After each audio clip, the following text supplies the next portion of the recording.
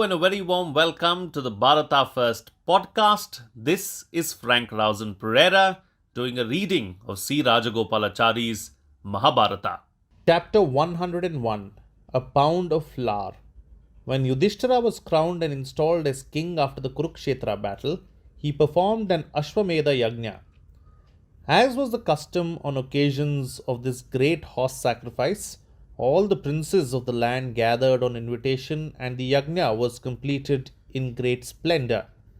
The Brahmanas and the poor and the destitute people who had come in great numbers from all parts of the country received bounteous gifts.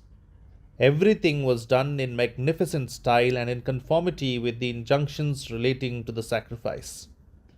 From somewhere unseen, a weasel suddenly appeared right in the middle of the assembled guests and priests in the great pavilion, and after rolling on the ground, laughed a loud human laugh as if in derision. The priests were alarmed at this strange and unnatural occurrence, and wondered whether it was some evil spirit that had come to pollute and disturb the sacred rites.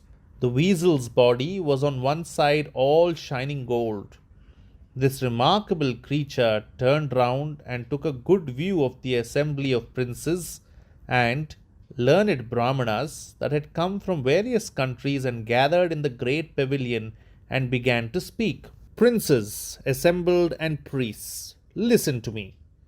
You no doubt believe that you have completed your yajna in splendid style. Once upon a time, a poor Brahmana who lived in Kurukshetra made a gift of a pound of maize flour. Your great horse sacrifice and all the gifts made in that connection are less than that small gift of the Kurukshetra Brahmana. You seem to think too much of your yajna. Pray, be not so vain about it. The gathering was amazed at this strange and impertinent speech of the golden weasel.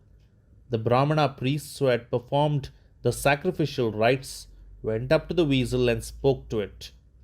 Where from and why have you come to this yajna performed by good and worthy men? Who are you? Why do you utter words of scorn about our sacrifice? This Ashwamedha has been duly completed in every detail in accordance with Shastric injunctions. It is not meet that you should speak derisively of our great sacrifice. Everyone that has come to this yajna has been duly attended to and has been accorded suitable honors and gifts. Everyone is pleased with the gifts and returns happy and contented. The mantras have been chanted perfectly and the oblations duly offered. The four castes are pleased. Why do you speak as you do? Do explain yourself. The weasel laughed again and said, O Brahmanas, what I said is true. I do not grudge the good fortune of King Yudhishthira or the good fortune of any of you. It is not envy that makes me say this. The yajna which you have just completed so showily is not in truth as great an act as the gift of the poor Brahmana which I have seen. And in reward for his gift, he and his wife, son, and daughter-in-law were immediately taken to Swarga. Listen to my story, which is a true narrative of what I saw myself. Long before you waged your battle there, a Brahmana lived in Kurukshetra who obtained his daily food by gleaning in the fields. He and his wife, son, and daughter-in-law, all four lived in this manner.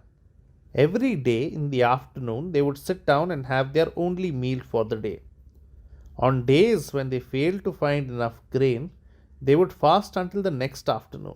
They would not keep over anything for the next day if they got more than they required for the day.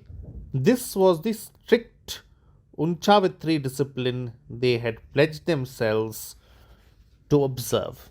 They passed their days thus for many years, when a great drought came and there was famine all over the land. All cultivation ceased, and there was neither sowing nor harvesting nor any grain scattered in the fields to be gleaned. For many days the Brahmana and his family starved. One day, after wandering in hunger and heat, with great difficulty they came home with a small quantity of maize which they had gathered.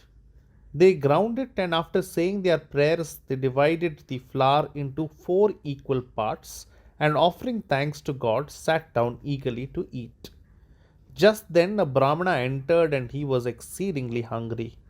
Seeing an unexpected guest arrive, they got up and made due obeisance and asked him to join them. The pure souled Brahmana and his wife and son and daughter in law were exceedingly delighted to have the good fortune of receiving guests at that juncture. O best of Brahmanas, I am a poor man. This flour of maize was obtained in accordance with Dharma. Pray accept this. May blessings attend on you, said the Brahmana of Kurukshetra, and gave his share of the flour to the guest. The guest ate it with avidity, but he was still hungry when he had finished. Seeing his hungry and unsatisfied look, the Brahmana was grieved and did not know what to do. When his wife said, Lord, give my share also to him. I shall be glad if the guest's hunger be satisfied. Saying this, she handed her share of the flour to her husband to be given to the guest. Faithful one, said the Brahmana, the beasts and the birds and all the animals tend the females of their species with care. May man do worse. I cannot accept your suggestion. What shall I gain in this or in the other world if I leave you to starve and suffer hunger, you who help me and serve me to do the sacred duties of a householder's life? Beloved one, you are now skin and bone and famished and exceedingly hungry. How can I leave you to suffer in that condition and hope to attain any good by feeding the guest?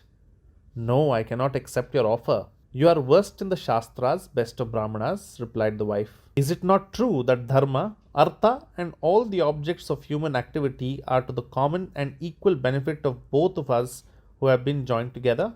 Do look on me with compassion and take my share of the flour and satisfy the requirements of this our guest. You are hungry as I am, and you should not make any distinction between us.